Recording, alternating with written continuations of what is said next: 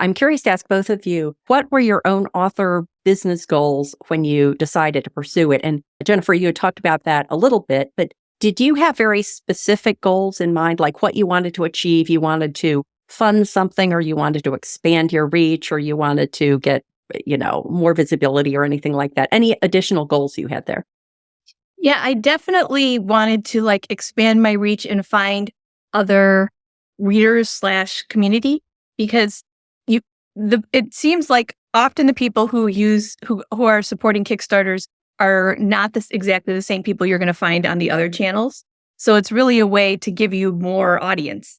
So that was kind of the thing that I was interested in, because like Megan said, when you're finished with your Kickstarter project, usually there's people usually wait like a minimum of 3 months, authors, before they put up the product for sale on Amazon, Barnes and Nobles, and other vendors.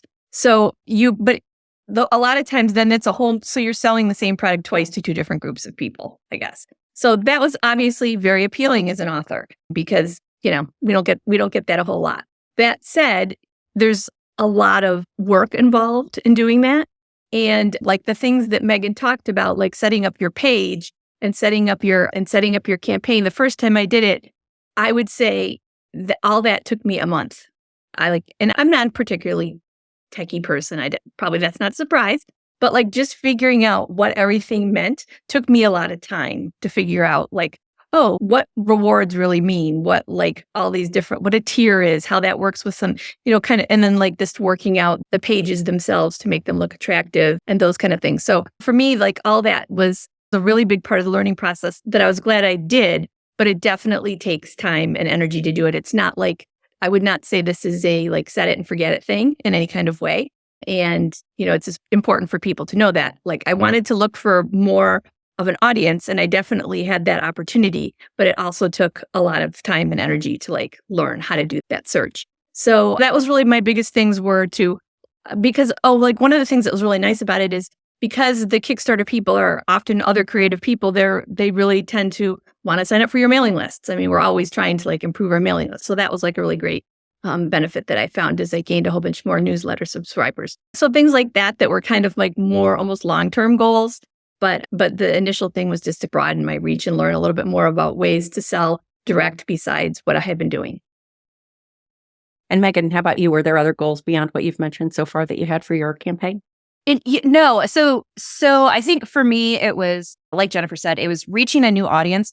The interesting thing, and I feel like we're in this moment of transition within the author community and reader community for that matter, where there are huge differences between the readers that are in Kindle Unlimited, for example, who just want to read as many books as they possibly can.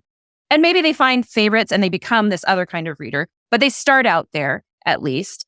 And then the readers who are interested in, having a physical copy of something, of supporting an author directly, that kind of sustainability of the creative industry. There are readers out there who are strongly in favor of that and in favor of reaching those authors and having access to more, to the creative process within, for that author. So I'm not saying you need to go out and have coffee with them. I'm saying that just being able to. That's a really premium. That would be huge. That would be a really premium deliverable to give them. Absolutely. Absolutely. But one of the premium tiers that I did offer on mine was a one-on-one coffee on Zoom, right? So I didn't go out and meet them in person, but on Zoom. And it was a very high tier. It was a very high cost item. And there were a few other things involved with it as well, including the books, obviously.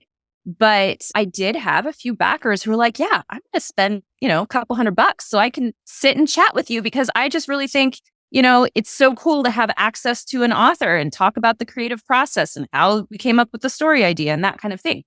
So it's a different audience. And for me personally, that's the direction that I have wanted to go or wanted to pursue, is that more community-based, experience-based group of readers rather than the, as many books as fast as possible reader community. So that's just kind of a personal strategy decision for myself. It feels right for me. It's my kind of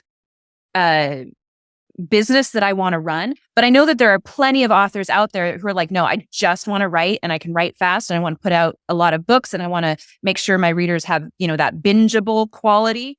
And that's totally cool. It's just a very different mindset and a very different type of reader. So yeah, so for me, it was largely starting to try to tap into that community